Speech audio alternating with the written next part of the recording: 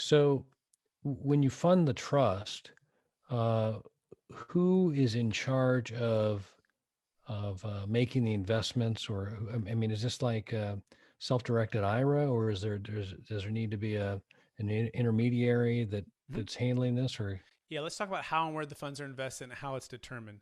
So before the funds go anywhere, as if you're the client, the note holder, the taxpayer, you're filling out a risk tolerance questionnaire. Okay, and if you're married, so is your spouse. It's a 2-page questionnaire, no wrong answers. It just tells about your level of risk, your income needs, and based upon that, you get a score. Based upon that score, an interest rate is assigned. Based upon that interest rate, investments are presented to you, right? So you have all the approval. The funds never go anywhere without your full approval, and no investments are ever made without your approval. Now, it also takes a second approval, which is this is part of my role. I'm the trustee. I'm a third-party, unrelated trustee. Very important.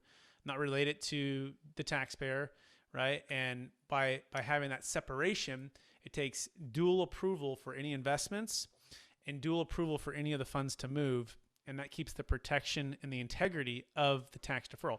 If there wasn't that second approval, it would be taxable, right? Because you'd just be selling it to yourself, or you'd have what's called unilateral control.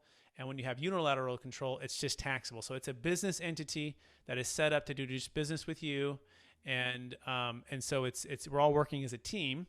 Now, we want what you want, right? And so the goal is, what kind of risk would you like? Where would you like to put the investments? Where would you invest it anyways? And let's try to mirror that.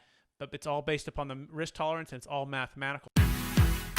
You have just listened to another information-packed episode of Capital Gains Tax Solutions with Brett Swarts. We hope you enjoyed today's show and found it helpful. Visit capitalgainstaxsolutions.com to access the show notes and to access more resources. Don't forget to leave a review and join us again next time.